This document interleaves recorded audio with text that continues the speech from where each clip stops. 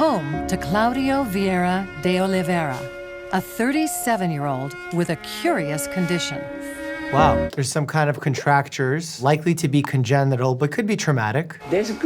No one has ever been able to explain the reason I was born with this disability. Obviously, you could see that there's deformities throughout the body, hands, feet, the spinal cord, there's some involvement. And it's likely something to do with the musculoskeletal system, because otherwise it looks like he's functional. He's cognitively there, he's telling a story. His spinal column is so severely twisted that his head rests facing backwards. When I was born, the doctor said I wouldn't live longer than 24 hours. The doctor was wrong. Claudio survived, happily and pain-free. His parents, having lost faith in doctors' opinions, never brought him back to the hospital. Wow, risky, obviously, given the nature of this condition. It's possible that in the area where this person lives, they might not have medical care where they would have these answers even. They would need someone very sub-specialized for a condition that's this rare. The fact that he's not in pain is really incredible because it looks like there's a lot of muscular imbalance that would likely result of this, maybe even nerve impingements where there's pressure on the nerve and you're gonna start getting abnormal sensations down the body. I have never contemplated giving up. Maybe this strength comes from my family and friends' support. Having a strong support system, especially one from a family, goes such a long way, knowing that there's people who care for you. As a youngster, Claudio was determined to get an education. It's interesting looking at someone who obviously had to face a lot of challenges to use equipment that is not made for him. It's not easily accessible, and yet he's finding a way to persevere through it. So it's important to show how adaptable the human mind can be when it is faced with a challenge. The hard work paid off. Today, Claudio is an accountant. Wow. I am someone who managed to adapt to my body. I don't see myself as being different from a normal person. This is his perspective, and we validate this perspective. We should validate this perspective. And at the same time, if another individual sees him and views him as different, but is still very encouraging, is very fair to him, kind, that is also acceptable. We as humans need to have a wide variety of emotions and a wide variety of opinions in terms of how we interact with the world. Now, a person who experiences a congenital situation like his may look at it and say, I wish I could change certain things about my body and get medical care in order to improve certain aspects of their lives. That is totally reasonable as well. He has had pain in his legs from shuffling across the hard floor. See, that's why I found it weird when in the beginning they said that he wasn't experiencing pain. Just biomechanically, the way that he moves around in his position, you could see that there's going to be muscular strain, nerve strain, ligamentous strain, and skin breakdown from constantly putting pressure on certain areas of his body. When I got shoes, my life became much easier. Which makes an afternoon outing even more comfortable. It's great to see his family be around him and other children especially, because it teaches them from a young age that humans are different. We come in all shapes and sizes, and there is no perfectly normal human. We're all different. Dr. Angelina Acosta, a medical geneticist, has become fascinated by Claudio's case and wants to examine him in person. It's really rare to see a patient with all these limitations survive. Yeah, because there's cardiopulmonary compromise when there are such severe deformities of the spine. You need to really get a good sense of what the anatomy is like, the circulation in the body. Because remember, like we have balance center in our ears that is largely dependent on gravity, but when your head is constantly in an upside down orientation, it has to adapt. So it's gonna be interesting to investigate how that's happening, what could be improved, what could be learned from this. This is only obviously if he wants to do that. Claudio agrees to see the doctor. The thought of surgery scares me because I don't know what the result will be. If I had surgery, would I be the same Claudio? Or would I be worse? That's an important question to ask for any surgery. That is essentially trying to figure out, is medical intervention necessary, and do the benefits outweigh the risks? She's eager to know what caused his deformities and sends him for x-rays. That's not gonna answer the question, more so just show the bones within the body. Genetic testing is probably the way to figure that out. A lot of genetic conditions don't necessarily have to occur because you inherited them. Sometimes there could be spontaneous abnormalities in genes that can cause birth defects or situations to even arise in adulthood. Claudio is surprisingly healthy. And as for any medical intervention, Dr. Acosta believes it wouldn't be worth it. Interventions come from A, need, and B, benefit, with minimizing risk. But no intervention, zero, unless they don't work, have no risks. We can say that he has artrogryposis multiplex congênita. Artrogryposis significa dizer contraturas fixas de múltiplas articulações. Então, é exatamente os braços que não conseguem estender, as pernas que não conseguem estender, múltiplas articulações, e congênita, que já aparece ao nascimento. Any procedure that would need to happen surgery-wise would require multiple surgeons to be available at the same time. You're gonna need a lot of specialists, because there's a lot of parts of the body involved here. Even like a cardiothoracic surgeon would probably be wise. It can be a neurological problem, can be a muscle problem. So it's really necessary to continue the investigation to try to confirm the diagnosis. To confirm the diagnosis is really for case report purposes, for research, to understand it, to be able to help others in the future if possible. It's very unlikely that by studying this continuously, they're going to be able to offer some kind of recommendation that he doesn't already have. 23-year-old Tom Staniford has been training for years to be a world-class cyclist. Cycling is hard. I got a new bike, and I haven't ridden it a lot because I get tired real easy. He suffers from a mystery condition that no one's ever been able to figure out. He's very thin. Tom's strange illness has left his body unable to store fat under his skin. He only has 40% of an average man's muscle tissue and is partially deaf. So again, likely to be congenital because it has developed this way. It didn't happen in adulthood. Protein disorder is up there. Some kind of coding protein could have a mutation in it. Tom seemed like a normal baby at birth and had a happy childhood.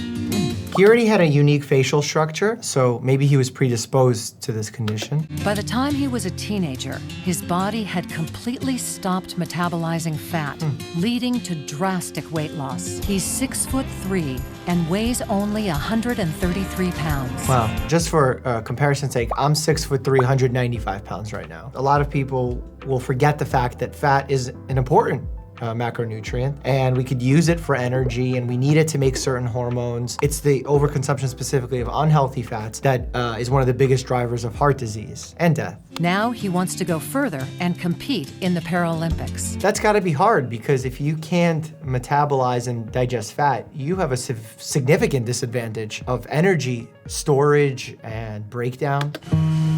Because Tom's medical condition is undiagnosed, the sports governing body doesn't know how to classify him for competition. When we look at the ICD-10 classification, the International Classification of Diseases 10, we have coding for things, and you can do genetic disorder unspecified. I'm sure there's a code for that. ICD-10, genetic disorder unspecified. Look at that, Z15.89, genetic susceptibility to other disease. That would be a code that would probably get him into the Special Olympics. When I first met Tom, it was kind of a bit odd to see him for the first time in real life. And that's okay to say, right? If something is unusual, it's okay to say something unusual and be curious and kind at the same time about it. Pretending that something that is unusual just to ease your own discomfort may not be ideal for that even person, because they want to be honest and straightforward about what's going on with them or their bodies. They may take that as a sign of that you're blocking because you're feeling shame or some kind of negative emotion to their appearance. Because I don't store fat, it remains in the bloodstream. So because of this, I have type 2 diabetes. I'm struggling to understand exactly what his condition is, because if he has an issue absorbing fat, then it wouldn't enter the blood, but it is entering the blood. So he's having trouble processing the fat once it's already in the blood, basically driving it into the cells for energy or converting it to different cholesterols and triglycerides, etc. There's a new technology called next generation sequencing, which allows scientists to screen the whole genome. This is 30,000 genes, and it's equivalent to looking for a single spelling mistake amongst a library full of 30,000 books. Finally, Tom has a diagnosis: mandibular dysplasia with deafness and progeroid features, MDP syndrome. I mean, I would like to know more about the diagnosis, because I mean, just because we've labeled something based on the appearance and the other symptoms and prognosis that he's experiencing, do we know yet the gene that is involved with this? This is probably one of those cases where the patient is by far a bigger expert in their condition than any doctor they would go see.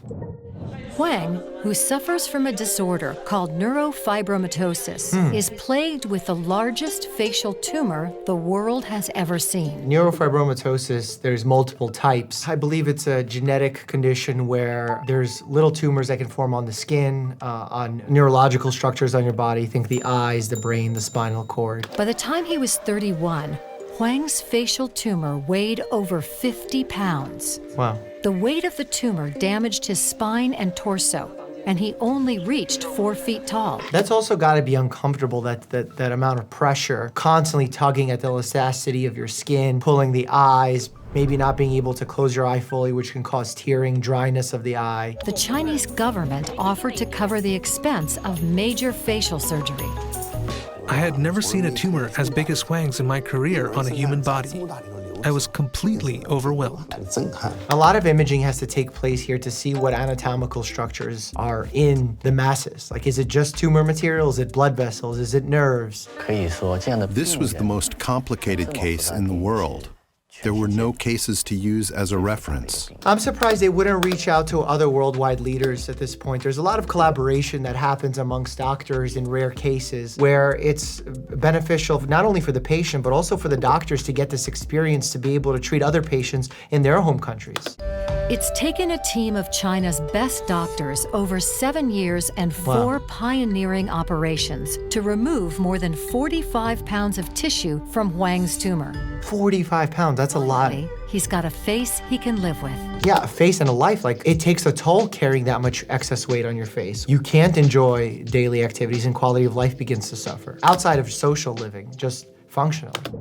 22-year-old Amanda Grice has a rare and embarrassing problem. For 12 years, she's been living in a permanent state of sexual arousal. Oh, wow. I lost count, honestly, of how many times a day I have orgasms. I'd have 50 orgasms, and well into the day, it would be well over 100 by that evening. This type of persistent sexual arousal syndrome was documented in my video with Dr. Rima Malik, where we talked about it. But it's a very complex situation because a lot of things have to be taken into consideration, not just physical health, but psychological as well. 50 orgasms a day might sound like pure pleasure, but it's making Amanda's life a living hell. No, it's not pure pleasure. Anything that falls outside of a balance can become quite problematic. A lot of people hate pain, and they say, I wish I could never feel pain. That would be very problematic. The reason you know to take your hand off a hot stove is because you feel pain, so it's a protective mechanism. The reason why your foot goes numb and you get pins and needles, it's uncomfortable, and you know to move it is because of pain. Had you not known that, your foot can die. So like all of these signals that can be problematic if experienced to a high degree also need to be experienced to some degree to get the benefits of them. Amanda is desperate for help, but so far, the medical community has let her down at every turn. Most of them are very dismissive about it. A lot of doctors don't have knowledge of this disorder. Dismissal, very disappointing that the medical community doesn't help or doesn't even want to help. Not knowing, I could see why that could happen. It's hard unless you're a specialist to know about this condition. Not know about its presence, but know what to do and what to try. What's interesting to me is there's all sorts of nerve ablation therapies that we do, where basically, like, let's say one of your cutaneous nerves across your abdomen that come from your ribs, intercostals, is constantly lighting up. You're having pain in that nerve, and we try all sorts of treatments. You could do like a nerve ablation where you essentially shut that nerve down. In her case, I wonder if that's possible as well, or would there be other consequences to it? I, again, would need a sub-specialist. Help me answer that question. Hi, Amanda. Nice to meet you. Have a seat. Hi, how are you? Dr. Eckenberg is a pioneer in understanding and treating persistent genital arousal syndrome. I want to know how you become a pioneer in that. I just need the answer to that question. Genuine curiosity on my part. And believes that PGAD is largely misunderstood as a sexual disorder, when in fact, it's more a function of chronic pain. To treat that disorder, he'll inject her bladder with medications to relax the muscles and ease the pain. 24 hours later, she's already feeling the benefits. Amanda will continue to have regular bladder injections, which will numb her orgasms so she will only experience a few a day. Is it like just a lidocaine type medicine where it's a numbing agent, or is it a muscular relaxing agent, or even a muscle paralyzing agent? That would be a Botox injection into the bladder would probably be too much. But then again, not a specialist, I need more info. 56-year-old fisherman and father of two, Alejandro Ramos, goes by the name Willie. 4 years ago, Willie suffered a horrifying accident that mysteriously transformed his body. I kept swelling. My arms grew to an incredible size. It didn't go down. He almost has the phenotype, the body type of someone who injects synthol, which is an artificial oil made to enlarge your muscles. But it's almost like not in his muscles. I was working at a depth of around 115 feet. A cargo ship was coming. It went over my air hose and cut my air hose in two.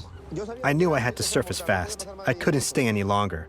I let go of my lead belt and got pushed up like a bullet. I started to lose all of my senses. I opened my eyes, everything was blurry. So the neurologic findings that he's experiencing is basically like diver's disease or BENS, where basically nitrogen bubbles, part of the inert gases that you inhale every time you take a breath, start bubbling up. If you inhale those gases at a depth of 100 feet, those gases are inhaled at a higher pressure. Therefore, when you go into a lower pressure environment, those gases start bubbling up. And imagine your blood starting to bubble, it causes serious problems, usually in the neurologic system and your joints. Willie's chest and arms ballooned, leaving his torso swollen and deformed. This is a very, very severe form of it. Like, usually it's mild, and usually it is treatable with 100% oxygen treatment, usually in a hyperbaric chamber. Using a hyperbaric chamber, doctors treat sufferers by having them breathe oxygen in this pressurized vessel. I've seen patients who've had subaquatic illnesses and arrived completely swollen. But with the hyperbaric chamber, these have disappeared in 1 to 3 hours. Yeah, so he must have had more severe damage to his blood vessels as a result of that swelling, where it seems to have become permanent. And you know, when you damage blood vessels and they become more permeable, they could start to leak. When those blood vessels start to leak, it could actually create edema in the surrounding structures, which is what he could be having. It's very similar to what happens when you have age-related, gravity-related swelling in your lower extremities, in your legs. So like you stand all day, you're age 60, your veins aren't as spry anymore, so they're a little bit more swollen. Blood starts to pool there throughout the day, and as a result, they become more permeable, more edema comes out, and as a result, you have thicker ankles at the end of a long day, which is why we recommend to pick your ankles up, to wear supportive compression stockings, etc., etc. Willie has had multiple sessions in a hyperbaric chamber. Sadly, he has not returned to his normal size. As a result, Dr. Aguado decided to draw blood and take tissue samples from Willie to solve the mystery. I wonder what part of the body he's actually taking samples from. Is it from the blood vessel, the muscle, the adipose fat tissue? A month later, Dr. Aguado confirms that Willie's condition was due to nitrogen being lodged in his fatty tissue. The next medical step will be reconstructive and cosmetic surgery to remove the fatty deposits. How in the world do they need that test in order to say like, oh, get cosmetic surgery and we'll fix it? I'm pretty sure that would have been anyone's recommendation, whether or not they knew it was from the nitrogen bubbles. Juliana was born with congenital melanocytic nevus, a rare genetic skin condition that causes an overproduction of skin pigmentation cells. And it not only produces melanin a lot, it produces melanin a lot in specific areas. So as you can tell, it's not her entire skin color, it's just sporadic. Her birthmarks and dark patches of skin also made Juliana sad and self-conscious. That's very understandable. If you're born and you look different than everyone else around you, especially as a child, it's easy to get bullied and then feel like you're ostracized from your own peers. Some parents say, can you take your child from our children? We don't want them to get sick. This is not a contagious illness, first of all. And second of all, how ironic is it that we have individuals who have, let's say, clear skin without birthmarks on it, who want to get tattoos to put dark pigment into their skin. And then we have individuals who have a lot of pigment in their skin who are self-conscious of it and want to get rid of it. It's interesting how the grass is always greener analogy applies in situations like this. Juliana now posts photos of herself on social media to promote awareness of the issues faced by people with skin conditions. I think that's great in order to highlight that humans come in all different shapes, sizes, colors, and just because her appearance outwardly looks different, it shouldn't stop her from living a full life. And it shouldn't stop you from interacting with someone like this. 1 out of 10 people with congenital melanocytic nevus will develop skin cancer. So basically, when you have a type of birthmark pop up like that, essentially you're having micro mutations in those areas because you're having excess production. When you're having excess production, that puts you at higher risk for cancerous production. If I will stay at the sun for a long time, every of my small birthmarks also can change to melanoma, and it's really risk. So that's why I need to go and check them. The way that we check them is through a classification system known as A, B, C, D, E. Each one represents a specific criteria that we look at. A, asymmetry, B, the borders, C, the color, D, the depth, and E is evolving. Basically how it changes over time. That's why if you ever have a mole or birthmark that has changed, that's a good reason for you to go see the doctor. And this allows us to understand what risk each of those birthmarks poses to the individual. If some of them are suspicious, we do send them through a biopsy to pathology to figure out if they're cancerous.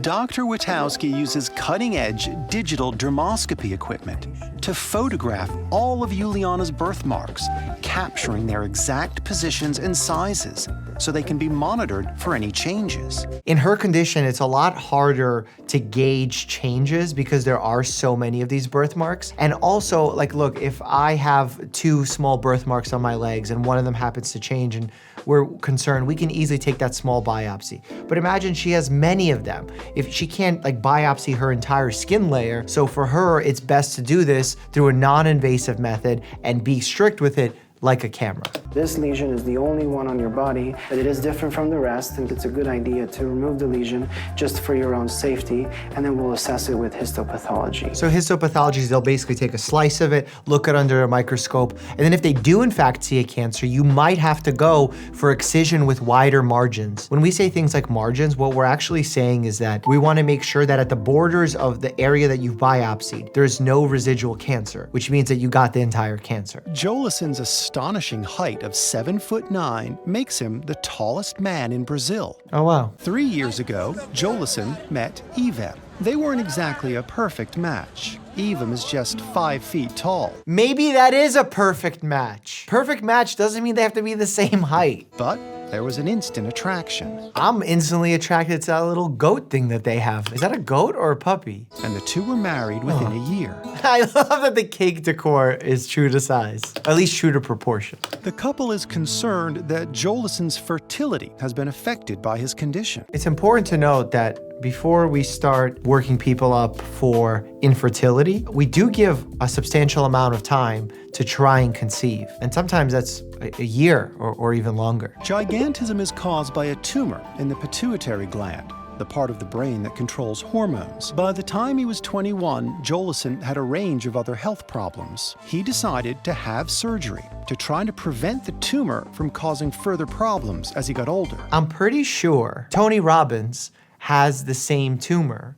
and was recommended by doctors to remove said tumor and declined because he enjoyed the advantage that it gave him. And I'm not his doctor, but I saw an interview with him saying this directly. Jolison will need to provide a sample of his semen. Basically, they're trying to look at the number of sperm cells. They're trying to look at the sperm motility, as well as other factors to check if issues with fertility stem from something within his sex cells or is it his partner's. Your spermogram test doesn't show the presence of sperm. The excessive amount of hormones that triggers gigantism can lead to a reduction in other hormones, such as testosterone. This has led to Jolison having underdeveloped testicles. This should have also been elucidated on the physical exam. That should have been part of all of this workup. I'm surprised that it took them finding this out on a test as opposed to a physical exam. And I wonder if this condition would be correctable by giving him hormone supplementation. The couple is now making plans to move forward with adoption to complete their family. Oh, that's not a goat. That's a puppy the whole time. It looked kind of goaty to me. On the outskirts of the city, there's a boy living with a unique condition. 11-year-old Li Hang. Li Hang now weighs more than 300 pounds. He suffers from a rare genetic disorder called Prader-Willi syndrome. Prader-Willi. You know, this is interesting because this condition is not something I've ever seen in my patients, but it is something that is frequently tested in medical school and on medical boards. where it's a congenital syndrome, where it's a chromosomal issue. More specifically, it not only affects hunger, but also cognitive impairments, sleep impairments, many other factors in the development throughout a child's life. There's no known cure for Prader-Willi syndrome, which can also cause a number of physical, mental, and behavioral problems. His large size would put him at higher risk for development of early onset, even osteoarthritis, joint disease. In a desperate attempt to help him lose weight, Li Hang's parents are taking him to a hospital that practices traditional Chinese medicine designed to help people battling obesity. He has a disorder in the feeding and satiety centers in the hypothalamus, located in the brain. This is true, but it's a genetic issue, so it's at the core of his cells. The medical treatments here are unorthodox, but doctors are licensed medical specialists, and the hospital claims a high rate of success.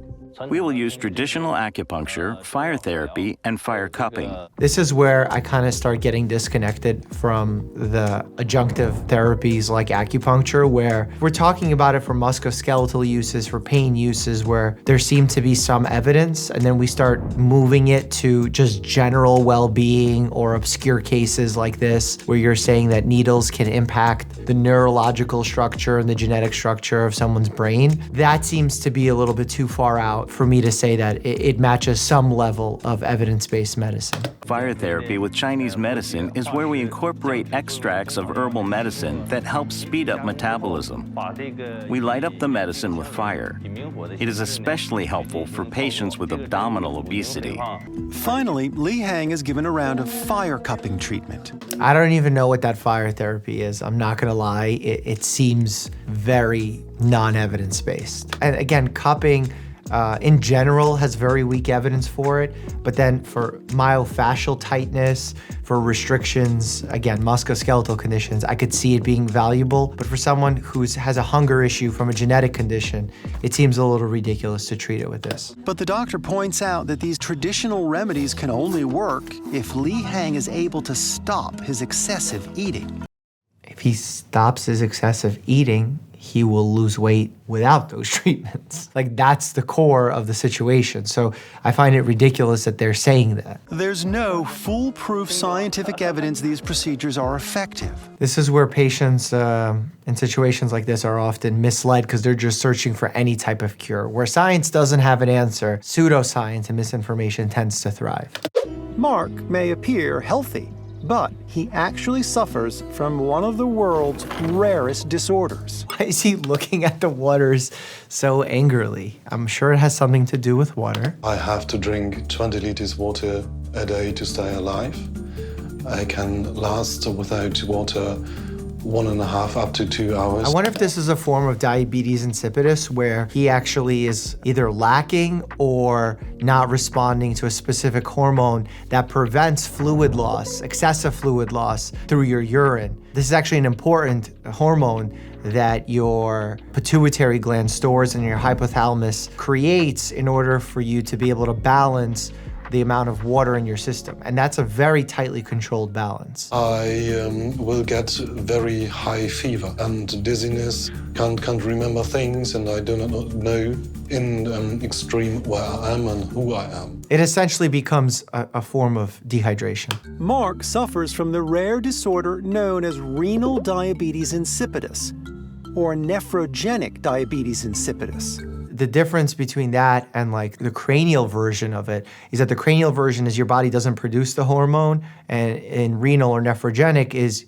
for some reason, it's not responsive to the hormone. I wake up in the night and then I go to the toilet and go back and sleep again. So you can say, okay, maybe it's 20 times a day. It's important that we point out this has nothing to do with diabetes mellitus, which is a sugar control condition, whereas this is a water retention excretion condition or a water balance condition. Mark's condition is very interesting. It's a very rare condition. Unfortunately, we do not have a very good treatment for those patients. Not to say we cannot cure it, but we not even have a reasonable treatment for those patients. So what can I do for you today? I love that the scene goes from him saying, we have no reasonable treatment, we have no cure, but what can I do for you today? My GP in Bielefeld told me that diuretics could be useful for me? I believe thiazide class of diuretics can sometimes be useful here. Diuretics normally treat high blood pressure. Well, not only high blood pressure. There are several indications for what we use diuretics for.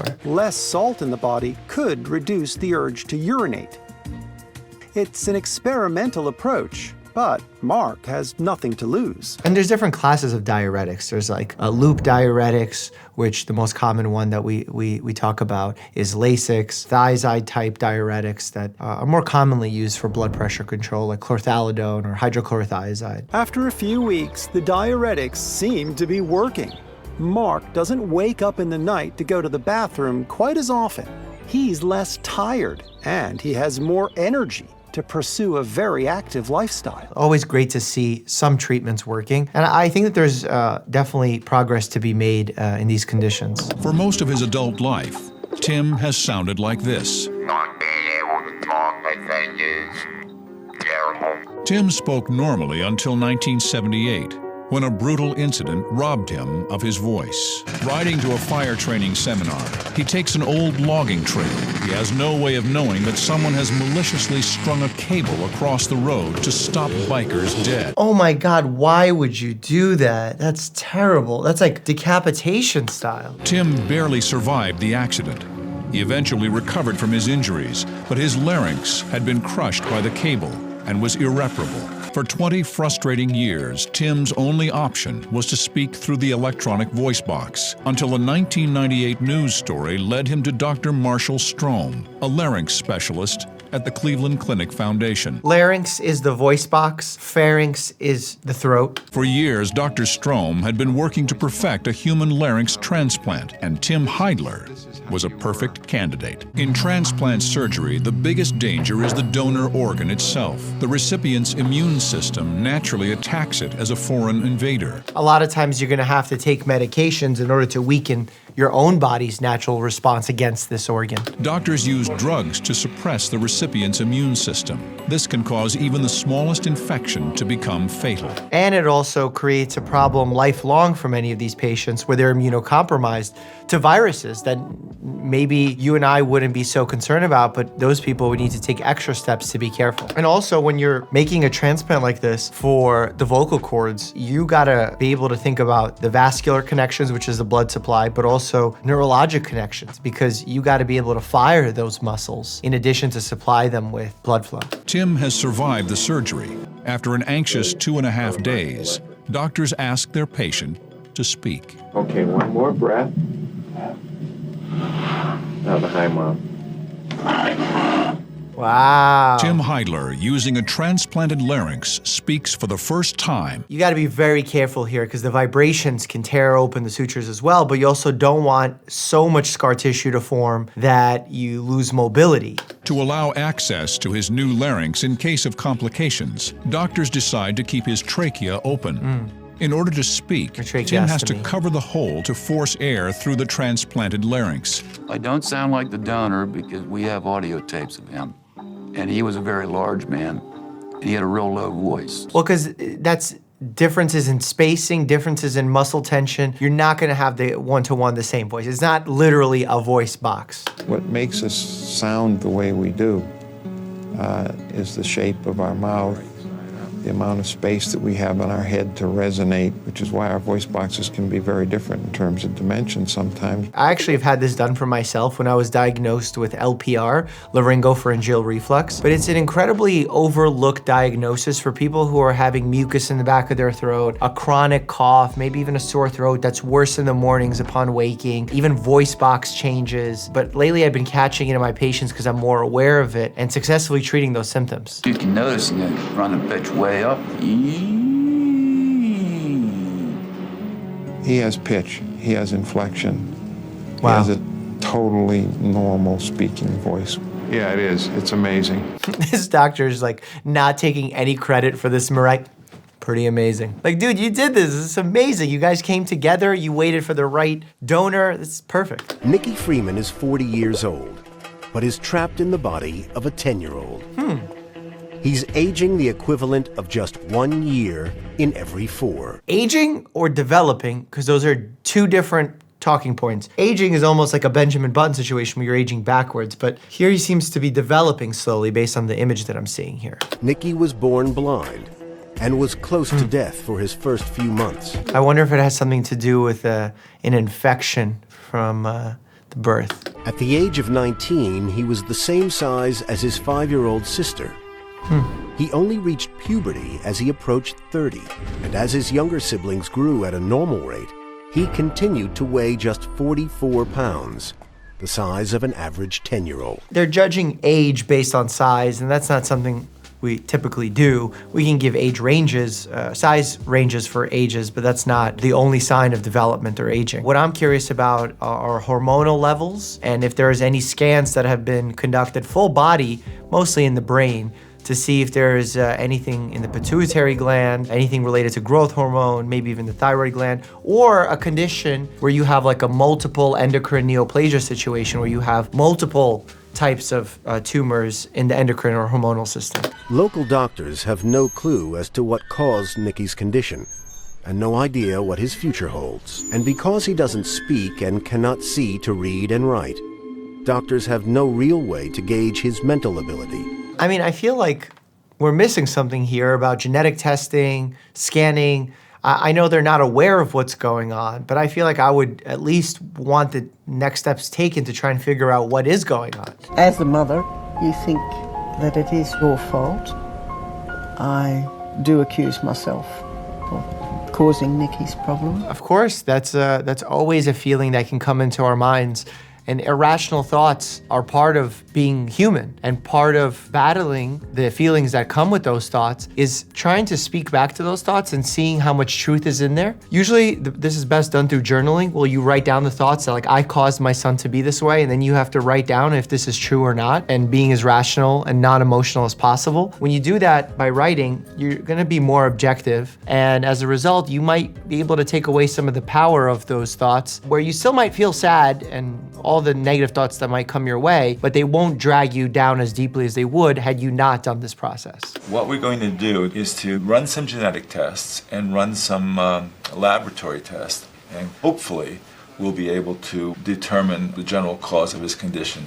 These are the words Kayleen has been waiting decades to hear. But to fully understand Nicky's condition, he will also need an MRI scan, something he's never had done before. And he has to lay incredibly still because any kind of movement MRI will create an unusable image. The MRI suggests Nicky's brain was damaged in the early months of pregnancy, which would account for his lack of development and would also explain his blindness. I think it's an infection. Torch infection. The examination of Nicky's chromosomes didn't show anything except a normal male.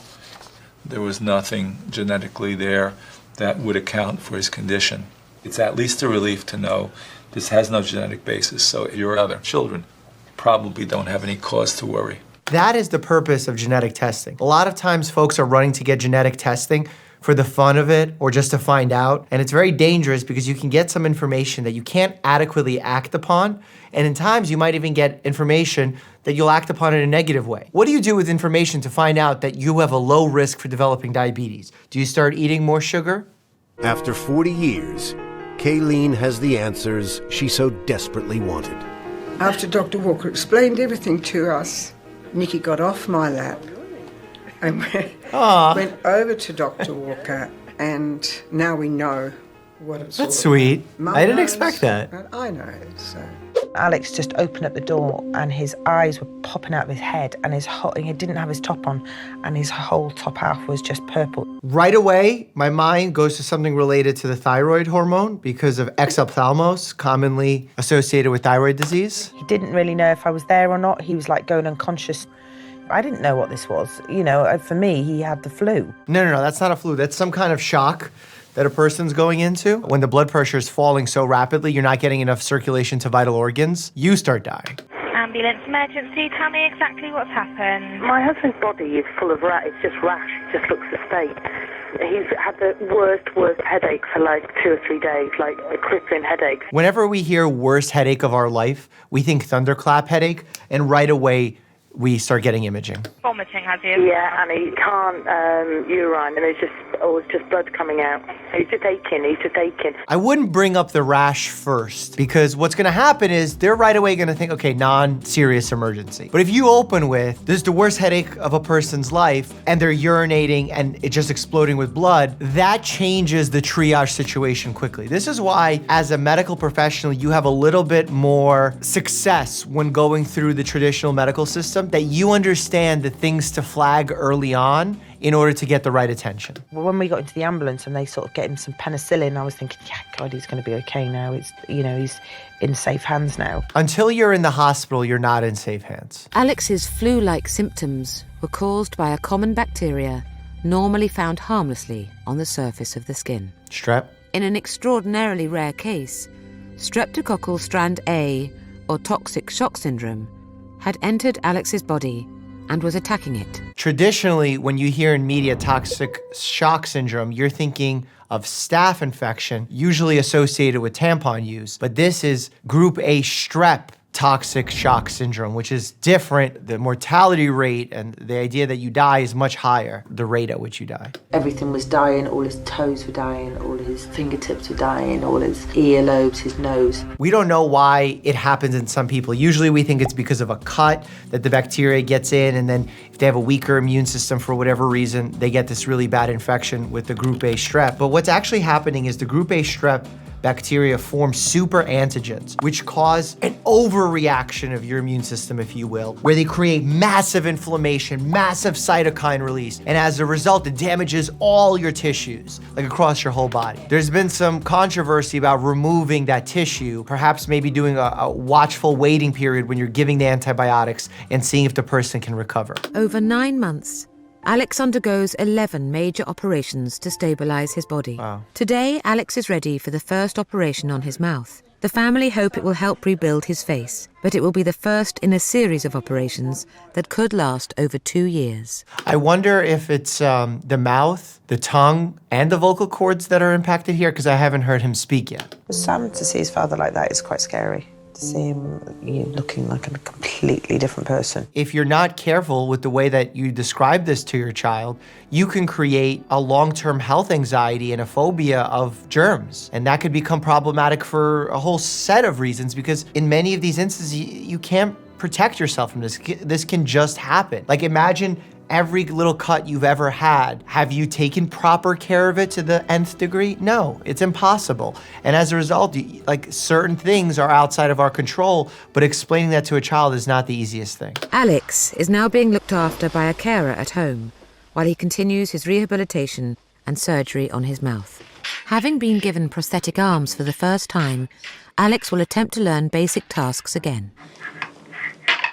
I would pick that bit up first. Pick that bit up first, and then, see, wrong way up, that way up, and then do a that. Sure. And just try picking that up with your hook.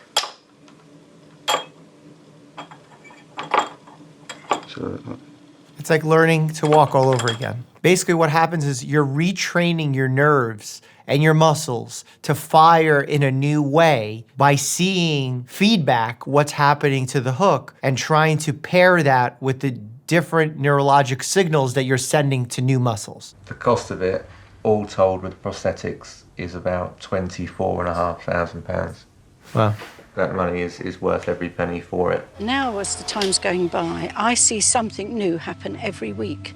I see him now open up a fridge. I see him now pour himself a drink of squash. All of this is attitude of mind and life.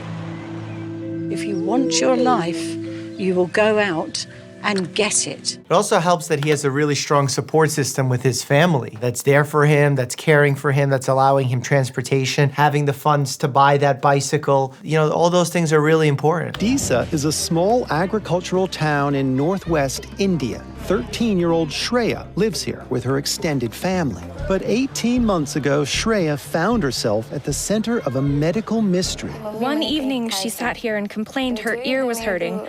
When I checked, I found an ant. When I look inside my patient's ears using an otoscope, I find unique things. A lot of times it's pieces of cotton from using Q-tips, which I tell them not to put deep inside their ears. But There have been insect parts or even insects that I've seen inside people's ears, so that's not totally unusual. Shreya had been sleeping on the floor, and in the summer, ants are common. After that, more and more ants were appearing. It was painful and itchy. Not only is it painful and itchy, but you're gonna hear the ants moving around in there. It can drive a person mad. MRI and CT scans were taken as Dr. Talsania searched for somewhere within the soft tissue or bone around Shreya's ear where an ant may have laid eggs. Like in the eustachian tube? But incredibly, the scans showed nothing unusual. Then, after nearly 8 months, just as suddenly as they first appeared, the ants vanished. In that time, about 1,000 ants had been removed from Shreya's ear. I don't know why they aren't coming anymore. When I read all the medical science books, no one knows why and how the ants entered her ears in the first place. There must be some kind of hygiene issue where the ants were able to enter the ear and they sat in some sort of crevice behind a part of the ear and were able to lay some eggs. And when those eggs were hatching, the ants were coming out. The De Silva family never misses an opportunity to get together. They're excellent musicians and dancers, but it's something in their genes that truly sets them apart. Oh, polydactyly. 14 members of the De Silva family have 6 fingers on each hand and 6 toes on each foot. They must have some kind of gene that encodes for this. Anna Carolina, she has 6. Zhao, my son, has 6. Wow. Today, the family's celebrating the arrival of a baby boy. His father, Alessandro, has 6 fingers. It's gotta be some kind of dominant gene because it's being passed on to, it seems like, every member of the family. So it's some kind of autosomal dominant gene. So, like his older brother, he had a 50% chance of inheriting the 6-finger gene. Let's count them. 1, 2, 3, 4, 5, and 6. Wow. My brother is going to have 6 fingers. Gotta love the ultrasound probe. The De Silva family's hands are all fine and functional, and they find 6 fingers can be an asset. The coolest thing about having 6 fingers is being able to hold a lot of things at once. Yeah, I can't imagine that being a major detriment in any way, really. Maybe for things designed for people with 5 fingers, like gloves. Like it might be complicated to find a set of gloves, so you might have to use mittens. 17-year-old Workatu lives in Addis Ababa, Ethiopia. She looks like a typical teenager, but has spent much of her life hiding an unusually rare physical condition. Workatu was born with an extra set of arms and legs, limbs from a parasitic twin that died in her mother's womb. Okay, so when they say parasitic twin, the reason they say it that way, it sounds like there's some kind of illness going on. But what's in reality has happened is you had an underdeveloped or non-fully developed twin happen inside your body or on the outside of your body that didn't have any organs and essentially is surviving off of the energy and lifeblood off the single body. Workatu grew up thinking her body was normal, although her parents insisted she cover herself with long dresses.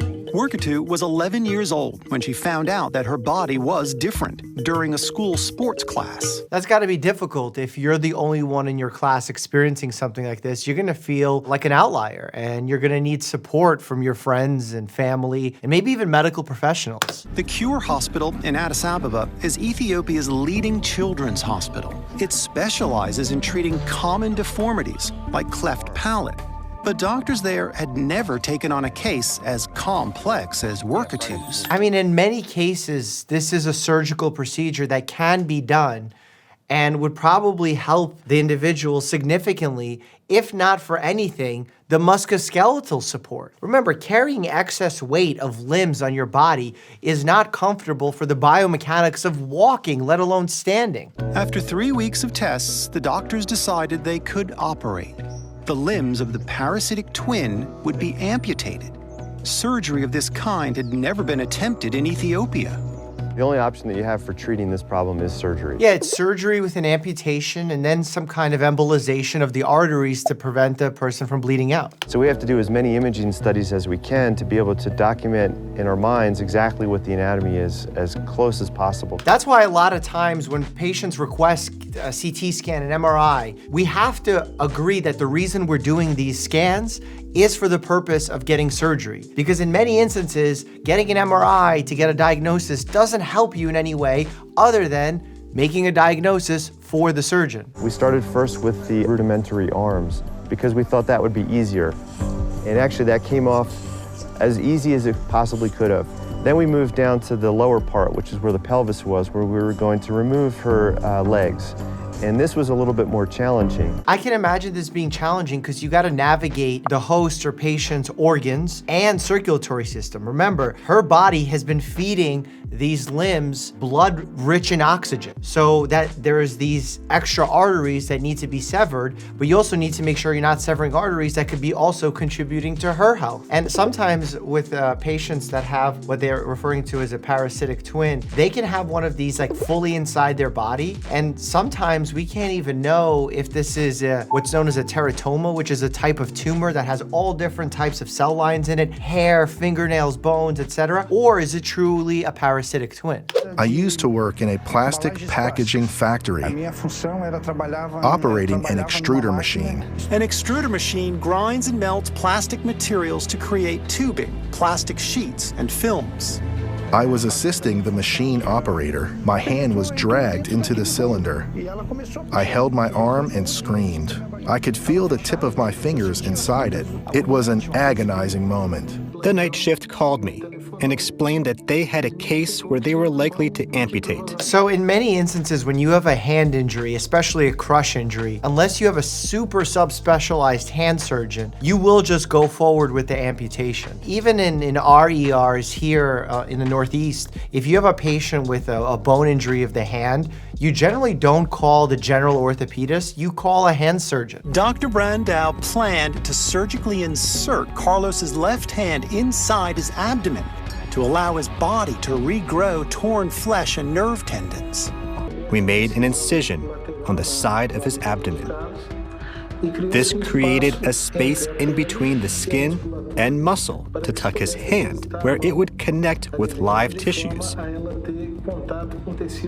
creating a neovascularization. We have seen this happen with burn patients before. I haven't seen this happen with a trauma situation like this. For 6 weeks, Carlos endured the physical and mental anguish of having the affixed hand. I just don't understand the purpose of this outside of growing the skin, because what if the bones are broken and crushed? What is the goal here? The abdomen fat and skin got attached to his hand and created vascular links. Here, we can see the x-ray of Carlos's open and closed hands. We notice the mobility of the remaining fingers. Now the thumb, which is almost in its entirety, has reasonable movement. Today, I can feel all fingers separately. It's a bit hard to move them because they are all joined, but I can move them one at a time. But I have faith that it will look like a normal hand in the future. I mean, I'm sure that there's other hand specialist surgeons that could probably change at least the appearance of this hand and to make it more functional. In instances like this, by the way, you don't just also do surgery. You also work with not just a physical therapist, but an occupational therapist, because you need to make use of the hand. And occupational therapy focuses on those fine motor movements, like buttoning a shirt. Bahia, Brazil. In 2009, a pair of healthy twin brothers were born here, Heitor and Artur. But in a 1 in 200,000 chance, they were conjoined at the waist. So conjoined twins can happen in different parts of the body. You can be joined in the lower portion of the spine, the longer portion of the spine, the head, even the upper body. We used to use the term Siamese twins because of a case that occurred in Siam, which is now Thailand, by the way. We've moved away from that and are now calling them conjoined twins because they're literally attached. And in most cases, surgical separation is an option. This can get quite complicated in certain instances because some of these twins actually share organs or blood vessels. And if these are vital organs that you can't split or separate, that obviously becomes more problematic and the surgery becomes more dangerous. Surgeons prefer to separate conjoined twins before their first birthday. But Artur and Heitor were too weak and didn't have enough skin to cover their wounds. For the past 5 years, the boys have endured 15 procedures intended to grow extra skin using silicone expanders. And finally, they've grown enough extra skin for the operation to proceed. In their abdomen, they share one liver, the large and small intestines.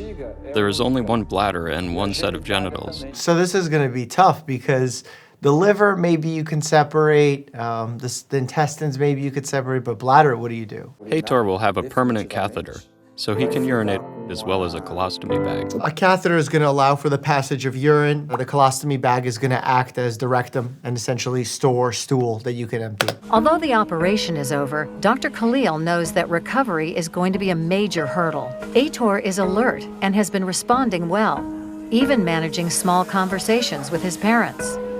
But Artur is weak and is fighting a fever. Sadly, Artur had a very severe inflammatory syndrome. He wasn't responding well to any medication, and he passed away. Which happens in a lot of these cases, unfortunately. 2 years have passed since Hator and Artur were separated. This skateboard was made by my father. Look, it's just a board, and he covered it in foam. He looks like he's developing well in terms of his muscular structure, his verbal skills. His recovery is surprising. He's a child that almost has a normal life. He has a physical disability, but it doesn't keep him from anything. So he does have a normal life. Maybe a unique life, but a normal life. It's not easy because he has one of the planet's rarest medical conditions. Which one? My condition is Short-Stammhouse syndrome. Never even heard of it. It's a muscle condition Wow. where your muscles get really, really tight. That's how I become stiff because they're always working. This type of abnormal tone of muscles, I've seen in the elderly with dystonia and maybe even Parkinsonism, but I've never seen it in a young person. Owen's dad, Will, noticed that his son wasn't moving like other children. Owen visited 8 doctors in 8 months. This is why at every pediatric visit that's a physical, we do developmental milestones and we see how a child's developing, because in many instances we can do some early intervention, whether that's adding a hormone, physical therapy, behavioral modifications, to help children reach their maximal potential. He has persistent muscular contraction. And you look at somebody who, like Owen, who looked like a little pocket Hercules. He's got unbelievable muscle definition. And that's really because he's got isotonic contractions all the time. That's incredible that he has this contraction. Imagine how you feel when you get a cramp, and imagine that going through your whole body. That's the difficulty this boy's dealing with. In the small town of Scheidelberg, Austria, lives a teenager with a very rare genetic condition. Raphael's skin grows extremely quickly and turns into confetti-like flakes. Oh, is this acanthosis? My condition is called ichthyosis, or the fish scale disease, and I've had it since birth. It's really unfortunate that in the medical community, maybe to be relatable, especially when it comes to pathology, we name things after foods or animals, and it can be quite problematic for patients because they have to say they have fish skin disease or like acanthosis with confetti. Like, that's not ideal for someone to say. Ichthyosis with confetti has been recorded fewer than 20 times worldwide. It causes abnormal quantities of keratin in the outer layer of the skin. Skin, the way that it heals, the way that it functions, is on the epidermis, which is the superficial layer of skin. You constantly have shedding of skin and new skin cells come up. And that is the way that the skin normally functions. That's why if you really test dust inside a home, a lot of it is made up of human skin. And while you can't see it happening, it's happening all the time. In 2008, Raphael's mother discovered an unusual solution to treating her son's condition. Oh, interesting. To remove Raphael's excess skin, at 6:30 every morning, he's lowered into a specially made tank containing 300 skin-eating fish. Wow. I've seen pedicures like this where they have the fish chew the dead skin. This also doesn't hurt because these are sloughed off dead skin cells, so it's not causing him any discomfort, at least I don't think. It was worse before. I couldn't move as much, and it was harder to clean up the scales. This is much better for me. And he's feeding the fish. It's like a win-win, a true symbiotic relationship. Oh, Thomas and Vincent's headgear might look like it's out of a science fiction movie, but it's been developed by a team of doctors and designed to shield them from certain death. When Thomas and Vincent were nearing their second birthday, Reddish marks appeared on their cheekbones. Reddish marks on a young child like that don't necessarily point a clear picture of what's going on. It needs to be placed within a whole host of different differentials, like possible diagnoses, and only through a very thorough history, a thorough physical, doing some lab work, can you start narrowing down exactly what's going on. We developed small cancers. For example, I had one here on my lip. We had others on our arms and face, which we had to get rid of. The twins were diagnosed with xeroderma pigmentosum, known as XP, giving their skin a potentially fatal hypersensitivity to ultraviolet light. For XP, individuals will have their cancer risk go up 10,000 times than that of a normal person or an average person. So if you're not shielding yourself from UV rays, your risk of cancer is almost certain. We both have a scientific education, and quickly we concluded that the only possible solution at the time was to protect them from ultraviolet rays. And hopefully supplementation with vitamin D, given the fact that you need sunlight to convert vitamin D into its active form via your kidneys. So yeah, vitamin D supplementation is going to be important for them. Augustinopolis in northern Brazil is the home to a little girl with a condition so rare, there have only been 50 cases reported since the Middle Ages. Wow, that's very rare. Congenital hypertrichosis, or werewolf syndrome. Again, with the terrible naming of conditions, like stop calling it werewolf syndrome. First of all, there's no such thing as a werewolf. No one is proud to carry that label and that stigma associated with it. Let it go. 2-year-old Camille de Souza is living with the same affliction today. Well, first of all, with hypertrichosis, where you have excess hair growth, it can happen in many different ways. Like even hirsutism, which can come with PCOS, can have hair growing in unusual places for a female that you normally see on a male. But then there's other cases where you see it growing everywhere, and that's terminal hair, so it's gonna be darker, thicker, as opposed to like that peach fuzz that can sometimes never fall off a human from when they're born as a child, which is normally supposed to fall off. There is no medication that can make the hair fall out. Laser treatment is the only option. Doctors begin with a test run of the laser to see how her skin will react. Also, given that her skin shade is a little bit darker, there could be risks with hypopigmentation, burns. Successful removal of all her hair will mean hundreds of treatments. In a lot of situations like that, the laser, what it's doing is it's heating up the hair follicle and actually destroying it. And the more you destroy it, the more likely, more times you destroy it, meaning the more treatments you go in for, the more likely you are either to cause scar tissue or permanent damage so that you're not growing hair in that area. 5 weeks later, and Camille is vastly improved and already more accepted. Yeah, you see those burns? I would think that with technology, it's unfortunate to say, but I think with the technology we have here in the US and the experience we have here in the US, I think maybe it could have been done in ways where it wouldn't cause that type of skin damage. But then again, it's hard to say. Weighing in at just over 46 pounds, he is nearly 3 times the weight of an average baby boy. Yeah, something's going on here from a metabolism standpoint. When a child is this size, it's rarely due to just traditional overfeeding. This is some kind of hyperphagic syndrome where the child's eating too much due to something in the metabolism. We started to notice he was overweight when he was 3 months old.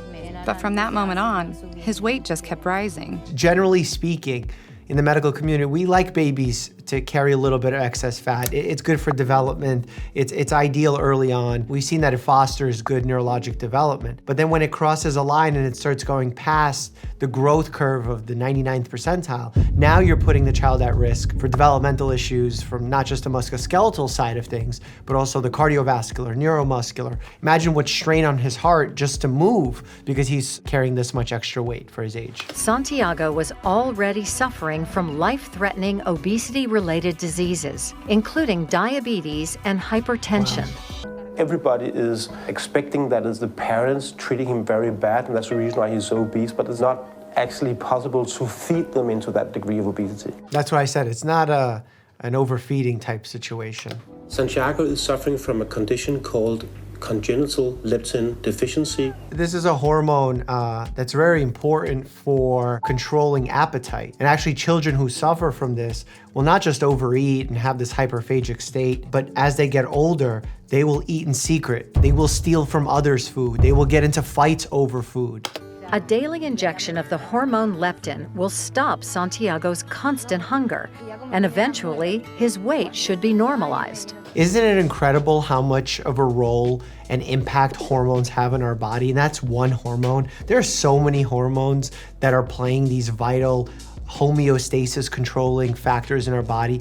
And like a hormone to protect us from overeating, a hormone to protect us from undereating, a hormone to make sure we're not overhydrated, one protect us that we're not underhydrated. There's so many sensors within our body. It's truly incredible that we actually continue to function each day. Twin was born with an extremely rare condition known as severe genou recurvatum. Wow, I didn't even understand exactly when I was first looking what was going on, but this condition is basically known as knee hyperextension. So when you lock out your knee, it's really not supposed to go past 10 degrees.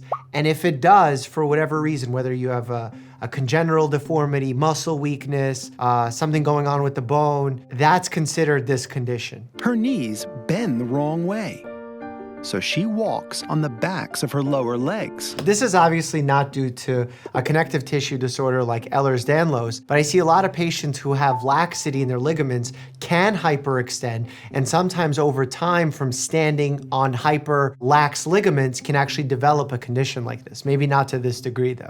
Despite her disability, Twin learned to walk and got around as best she could, attending school where she was accepted by other students. That's amazing because social acceptance is of utmost importance during childhood and adolescent development. I do see a lot of and foresee a lot of problems for her from an infection standpoint unless she gets adequate padding for her knees where you can constantly have skin breaks. And I imagine calluses would form, but even with calluses, you're gonna have issues with infection. Twin was content with her life until 2 years ago, when a charity offered to fund surgery. We also don't know why, but this condition is more prevalent in women. She underwent a series of scans to help surgeons determine what could be done. That's of utmost importance because you need to figure out how are you going to reattach muscles so that she can walk properly? Like what's missing, if anything? Is there a patella? Is there a tibia? Is there a femur? Where are the ligaments that are present or not present? Because you can take donor grafts from other parts of the body and attach bones that way, but you need to know before you go in. Otherwise, the patient will be under anesthesia for way too long, and that's not ideal. We will perform operations on both sides of your knees, the ankle joints, and the soles of your feet. Your soles are not flat, so we need to make them flat through operations. She and her parents had to decide if it was worth risking surgery. An important question everyone should ask undergoing surgery, because it's easy to fall into what we call routine procedures or routine surgery. Not blaming or throwing any specialty under the bus, but if a surgeon's job is to operate, they're gonna offer an operation. It's the surgeon's job to know when that's appropriate and not, but I say let's take it one level further and take the onus on ourselves to ask the question, is it important, and what happens if I don't go for surgery? A few days later, she was brought to the OR for her first operation, where Dr. Chen attempted to straighten her right leg. Yeah, so based on looking at this drawing, I could see that there's a very sharp angle between the femur and the tibia where they normally meet. They would have to literally cut the bone and maybe create an artificial joint or make use of the structures that already exist. Again, I'm not a surgeon nor an orthopedic surgeon, so I leave it up to specialists, subspecialists like this. The operation is a long, complicated process that involves cutting a precisely measured triangular-shaped piece of bone from the back of Twin's lower thigh. We cut and remove this piece of bone, then adjust the thigh bone so it will become like this. This is like when medicine, artistry, and engineering all coincide. Just 3 weeks after entering the hospital, both of Twin's legs are now straight. Each surgery is followed by several weeks of muscle rehabilitation to help her support her newly structured bones. That type of muscular rehabilitation is going to be of utmost importance, not just for increasing circulation to the area to help it heal, but also from a neuromuscular standpoint so that she can learn to have good control over these muscles and the new motions they do. Because before, she's learned and taught those muscles to fire in a way that has to completely change. Like biomechanically, she has to change. Twinji has 2 4-hour operations in 2 weeks. Her right foot is corrected first, and then her left. 3 weeks after the 4th operation, her feet and ankles are still supported by plaster casts. But Twinji takes her first proper steps. That's amazing. 5 months after her final operation in Taiwan, which is not that long, 5 months. She was 4'2", but has now gained 12 inches in height. Now that her legs are straight. I go for a walk whenever I have time. Choice, control, independence, that's what gives humans that layer of intrinsic happiness. Outside of Rio de Janeiro, there's a 12-year-old boy named Gabriel Ferreira Muniz, who is a soccer prodigy, even though he has no feet. Wow, sick. Gabriel's feet simply didn't develop in the womb, a condition called apodia, which came as a complete shock to his mother. When he came out, they lifted him up. I saw there was a part missing. I just thought I was a bit dizzy. We never thought he'd walk. The human body is very resilient. They'll figure it out. To doctors' surprise, the bottoms of Gabriel's legs naturally developed into mini feet. I'm curious what the bottom of his foot looks like from an X-ray perspective. Is there still a tibia and fibula there? Is there an ankle? Is there a calcaneal bone, like the heel bone? That positive attitude has taken Gabriel far. 2 years ago, Super Club Barcelona flew him over to Spain to meet the team, including star forward Lionel Messi.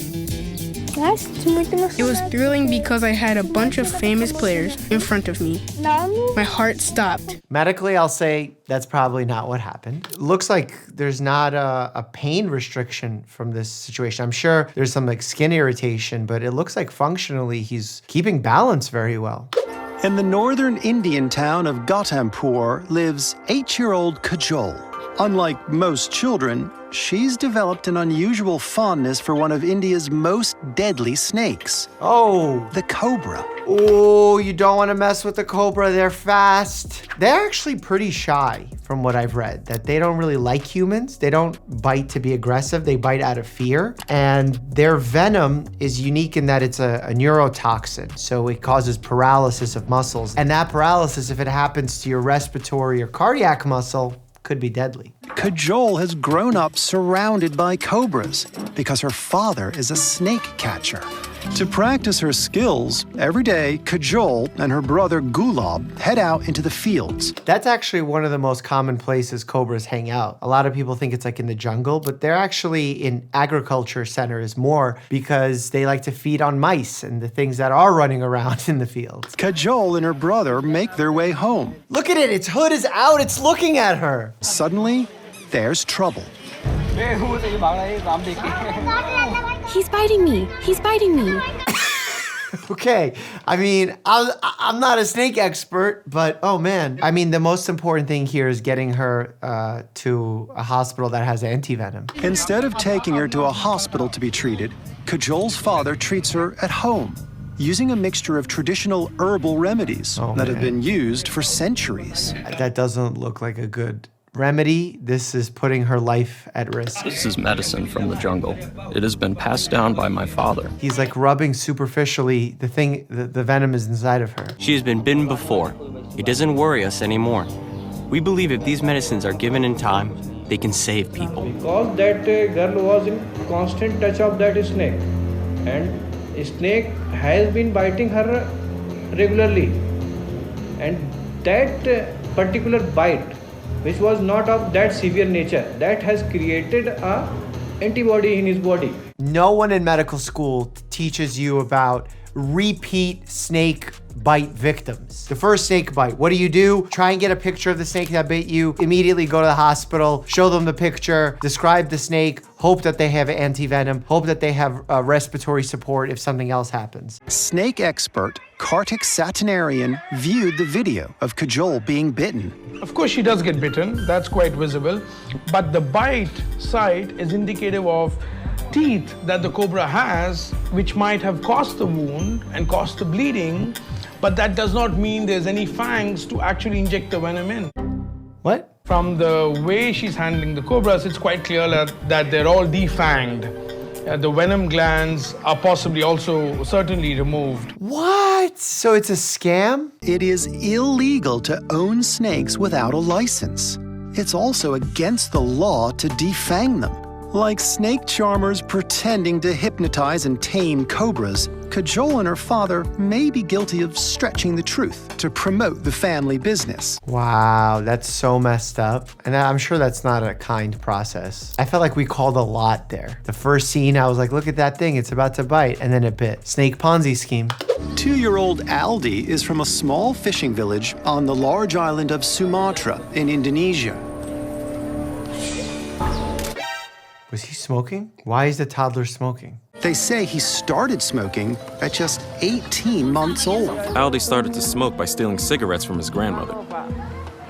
He stole one and ran away with it. How did he know how to light it as an 18-month-old? That's not true. That's like passing the buck on. Dr. Kak Sito believes the best way to cure Aldi's cigarette addiction is to refocus him on age-appropriate activities. Yeah, not smoking cigarettes. I mean, one of the more dangerous aspects of this, obviously, the respiratory and cardiac situation is dangerous long-term, but because his frontal lobe is very, very much still developing, in fact, it develops into the mid-20s, if it's exposed to substances that are quite addictive, that can cause more addictive behaviors down the line. That is why smoking, gambling, drinking alcohol, all of these products are age-restricted because of the development of the frontal lobe. Giving up cigarettes was certainly a major step forward for Aldi, but his family is now concerned about how much weight he's gained. They worry he may have replaced one addiction with another. That sometimes happens, and that's exactly why I was concerned. The doctor is concerned about the effect smoking has had on Aldi's respiratory system. From his x-ray results, it shows he has an infection in the lung. He has pneumonia right now without a fever, without any other symptoms? The results show that he may have lung tuberculosis. That is not what I expected to have heard. Tuberculosis is an infectious condition caused by mycobacterium. It can be a very lethal condition because what happens is some people have been exposed to TB, but their immune system can keep it at bay. If they develop active TB with symptoms, usually happening as a result of a weakened immune system, compromised either through another infection like HIV, taking medications that suppress the immune system, and they can lose their lives as a result. There have been some new medications released that help in this treatment-resistant tuberculosis when certain antibiotics aren't working. And luckily, because of the great advocacy work from John Green, he's been able to be vocal enough to get Johnson & Johnson to not overcharge for their patent of this medication when it comes to administration of it worldwide. That's a huge win. That's going to save lives. 35-year-old Laura Ponce often stays inside because of an unusual and rare infection. When her eyes start to hurt, she reaches for her special eye drops. Oh, wow. Pretty significant redness there. White plaque rises up in her eyes. Wow. And rather than tears, painful crystals come out. Wow.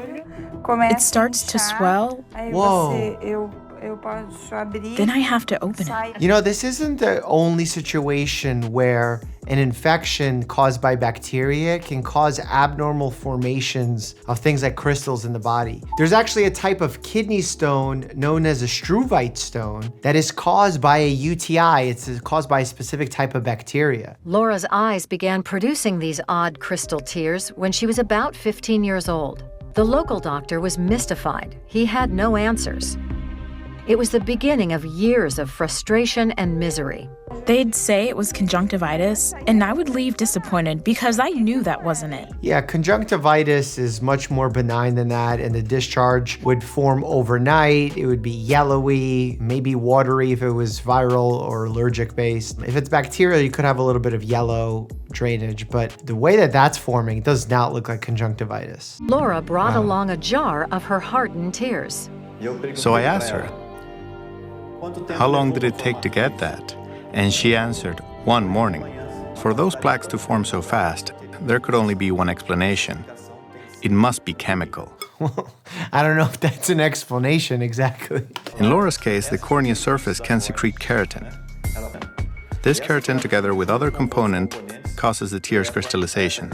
And to help manage her condition, he's given her some new eye drops. She developed a resistant bacteria, so we had to neutralize that bacteria's infection. So did she have like an infective keratitis, which is basically an infection of the cornea? And we used silver nitrate eye drops. I'm now using these eye drops, cleaning it well, and just taking better care of my eyes. Wow, that's incredible that that was the simple solution. I think these days, with the fact that the world is so interconnected, doctors can find answers to rare questions in a more simplified approach. Because imagine when you don't have the internet, you're gonna look at textbooks to see if you can find a case study of this specific ailment. I mean, that could take ages. It happened 29 years ago. I was 25 years old. She went to pick the potatoes, and from that moment, the poisoning started, and it kept increasing. The poisoning? To Juana's shock, her hands, feet, and face swelled up. She must have had some sort of angioedema, which is like a massive allergic response to something. And over the following years, she became intolerant to a wide range of household chemicals. Doctors told her that she had a chronic condition called multiple chemical sensitivity. Multiple chemical sensitivity is like a very questionable diagnosis these days, where not everyone in the medical community agrees that it's due to a physical cause. There's some thought that this is more of a psychological condition leading to physical symptoms. In Juana's case, it frequently provokes an instant respiratory reaction.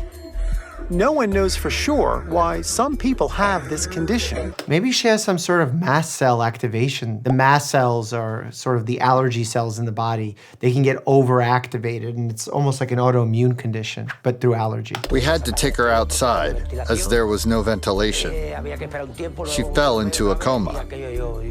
She was feeling really bad. Maybe that's because you're not letting her breathe in that bag. What is that? For the last 7 years, I've been living in this room. To come inside the house, my husband has to now leave his clothes outside. If anything gets on him, he can't come into my bedroom. Something is questionable here, because just because he removes his clothes doesn't mean he removed every substance that's on his body from the outdoors. His hair carries it, his skin carries it, his mouth from the food that he ate earlier. But hope might be just around the corner. Juana leads a campaign with similarly affected people, advocating for the development of special face masks. It could be made of organic materials so that there's no plastic. But is it plastic that's the issue? I mean, she was peeling potatoes. Someday, I'm going to be free, and I'm going to escape from this prison. Very interesting condition. I would love to know more and speak with an immunologist about that. In the suburbs of Buenos Aires, there's a young man whose reputation precedes him. 24-year-old Christian Fritz has Proteus syndrome, which causes parts of his skin, bone, and flesh to grow large and misshapen. What's interesting about Proteus syndrome, it affects all 3 cell lines, which is endoderm, mesoderm, and ectoderm. So that means a lot of different tissues. In fact, all tissues that originate from these stem cell lines end up being impacted. The same affliction, it's believed, that led Joseph Merrick to be known as the Elephant Man.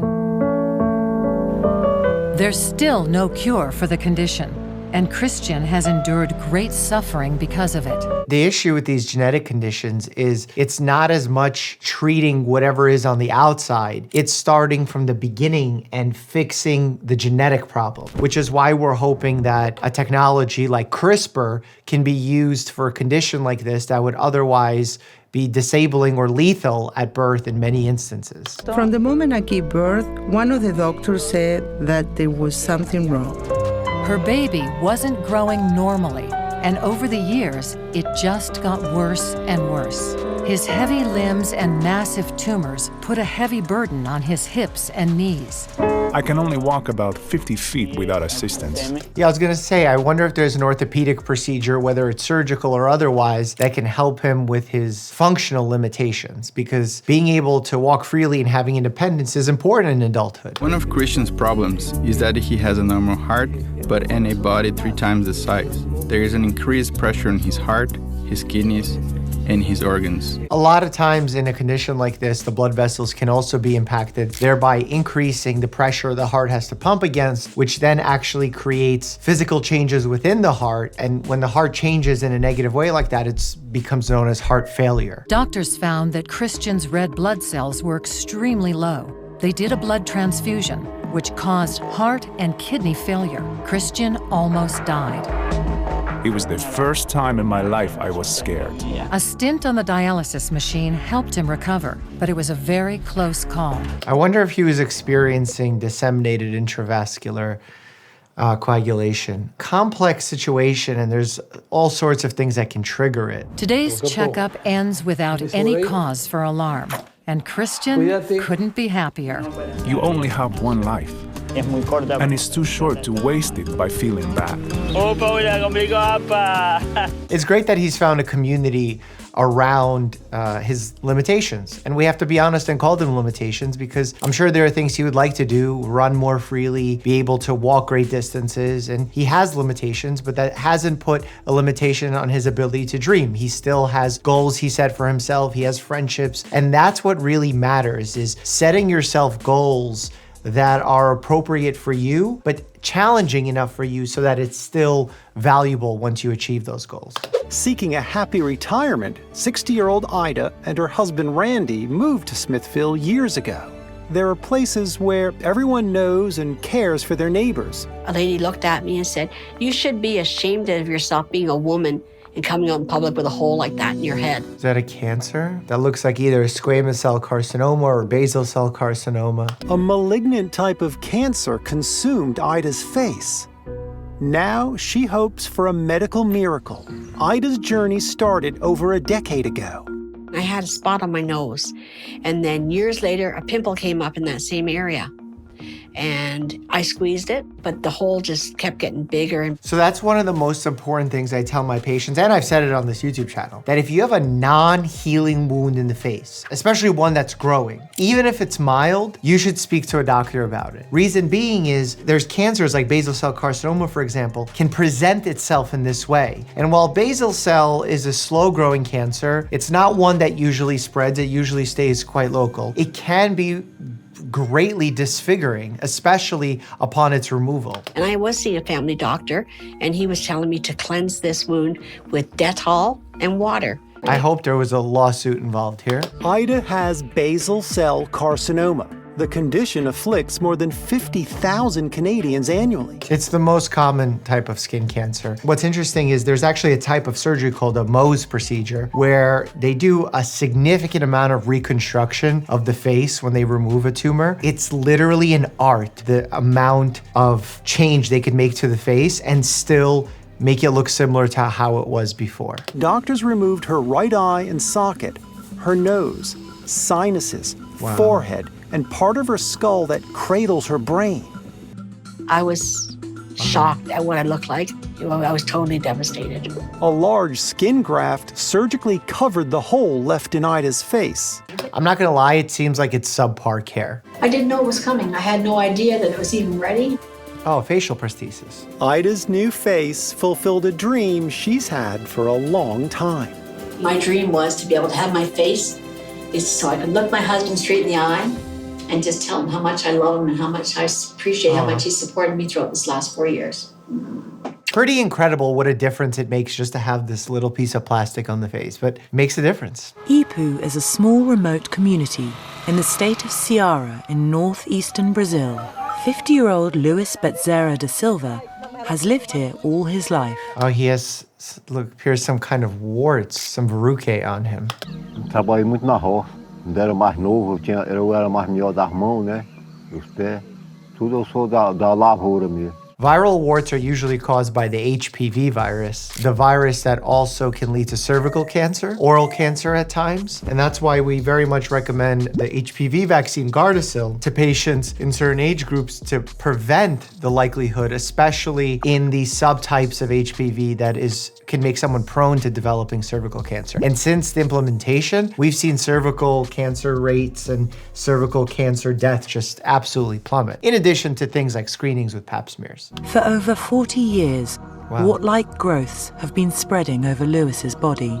Does he have an immune predisposition to being susceptible to the HPV virus that most of us don't have? Luis é portador de uma doença genética chamada epidermoid dysplasia verruciformis.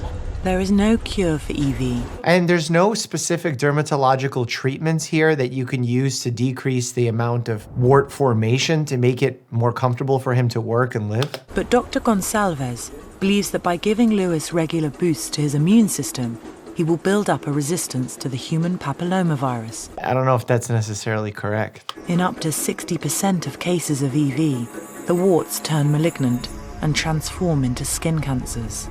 Now back home, Lewis's biopsy results have confirmed that he does not have cancer. With a condition like this, I believe that there's a very high risk of developing something known as squamous cell carcinoma. That's a very invasive type of skin cancer. And I believe individuals with this condition have like astronomically high rates. At some point in life, they will get it, sometimes in their 20s and 30s. And as he is receiving regular boosters to his immune system, his warts are already starting to reduce in number.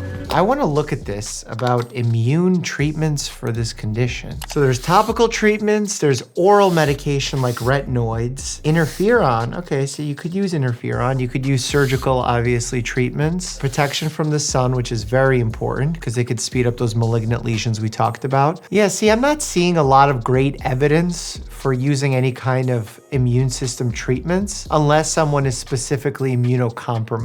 Mostly preventive measures, which is unfortunate given that he lives in such a sunny area. Graças a Deus eu cheguei até esse médico e me deu confiança, garantia, né? I really wish they got him some surgical care here because I think with the correct surgical treatment, he would have significantly better quality of life. Trini Amirwe had a normal birth and was a healthy baby.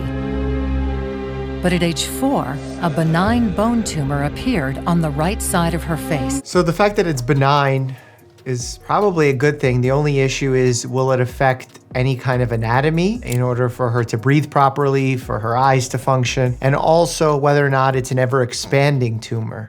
Oof, see? Her mother never imagined it would reach a massive 4.4 pounds. And remember, this is growing outside of the body, so it's actually beneficial because it's not putting pressure on the internal structures of the brain. Trini's mother is acutely aware of how her daughter is feeling. Trini has a hope that one day, that thing will go off. She thinks that if this operation is done, she'll be fine, she'll look normal. I mean, knowing the quality of plastic surgeons that exist these days, and given the fact that it's a benign bone tumor, perhaps there is a reasonable surgery to be had here. This looks like a type of fibrous dysplasia where fibrous tissue actually replaces the bone and starts growing in this abnormal way. Doctors in Uganda tried to remove the tumor, but it only made it grow bigger and more frightening. I'm worried about if she's not operated, it might eat her all up. The whole head might swell. That's not an unreasonable concern because all it has to do is block off a vein, block off some vital structure, and it can create massive swelling from a lymphatic system component. With Trini's medical records from Uganda, the doctors in the UK are able to diagnose her. She has a condition called fibrous dysplasia. There is no known cure for the disease. Fibrous dysplasia is actually a very rare tumor of bone. Even though it's rare, it usually only happens in a single bone. Excising a 4.4-pound tumor is delicate and painstaking work. 4 months later, Trini and her mom are back in Uganda and filled with gratitude. I wonder with fibrous dysplasia, if you remove so much tissue, does it eventually grow back and you need repeated surgeries? That I'm not sure about. And she has big ambitions for the future. When I grow up, I want to be a doctor.